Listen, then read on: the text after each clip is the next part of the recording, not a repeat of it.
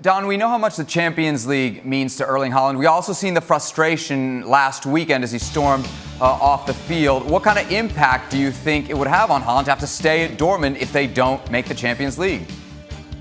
Yeah, it's a tricky one without knowing his character. I believe, the people behind the scenes are not rushing him to the very top. I think they're taking strategic steps to try and ease him into different levels of football. I think it's imminent. It's a matter of time. It's inevitable before we see Erling Haaland at one of the major players in Europe, whether that's Barcelona, Real Madrid, United, someone of that ilk.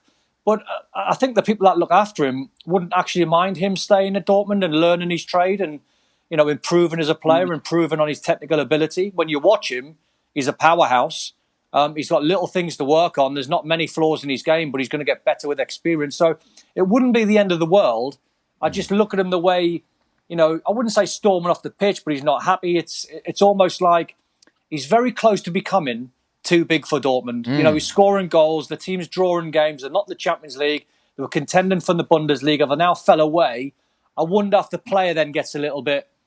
I wonder if he gets a little bit frustrated and where he wants to be at these personal challenges. Because if he does, and it is £180 million, that's an awful lot of money. And teams around Europe now will be looking at the very top-end strikers and they'll be thinking, right, can we get Kylian Mbappe, £180 million? That's going to be in and around the figure. That's going to be unlikely. Same as Haaland. There's other players like Lukaku and Harry Kane that, in my opinion, wouldn't cost £180 million. So the top-end managers across Europe will have all these Galactico strikers right across their table, analysing every single one and the transfer fees and the wages involved. And it's going to be a pretty hectic summer to see where they end up. Ian, a year without Champions League football for Erling Haaland. Can you imagine it?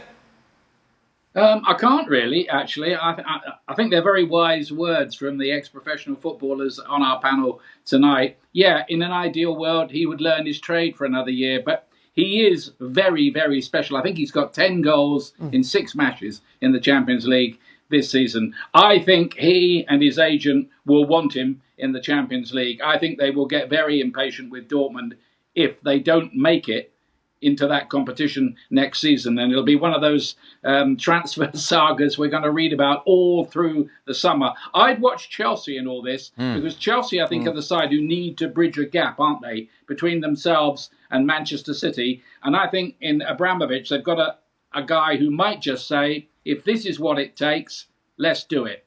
Robert, what do you think Haaland's reaction? Go ahead, Don. Sorry, Seb. It wouldn't surprise me, like Ian said. That's why I mentioned Chelsea at the top of the show. It wouldn't surprise me if Chelsea then threw in someone like Timo Werner and said, well, there's 50 million off the 180 straight away without even thinking, without even trying.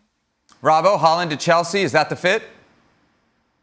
It could be the fit, but I think it'd be better at Manchester City because Manchester City, I think, need a centre forward now. Jesus, I don't think, has ever been quite up to it. Aguero's on his way out, I would imagine. And Haaland is that sort of strike. He's going to run in behind. His link-up play will be better. He can score goals in the air as well. He's a magnificent footballer. But I still don't think he has to go this year. And at the moment, nobody's actually come in for him. When Shaka was saying a move could break down, there is no move for him yet. Shaka, what do you think? Yes or no? Will he be there next season? I still think no. And between the two English clubs that we're talking about, Chelsea and Manchester City, I'm with Robbo in that I think it's a better fit for Manchester City, a greater need.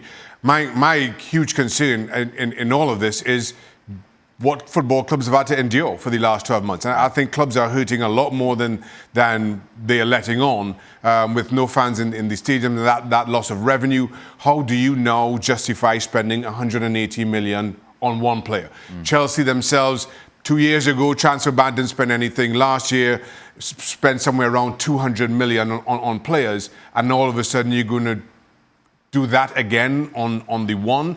I just don't see how the numbers add up, given the losses in revenue that every single club across Europe has had to endure. Thanks so much for watching ESPN on YouTube. And for more sports highlights and analysis, be sure to download the ESPN app. And for premium content and live streaming, subscribe to ESPN Plus.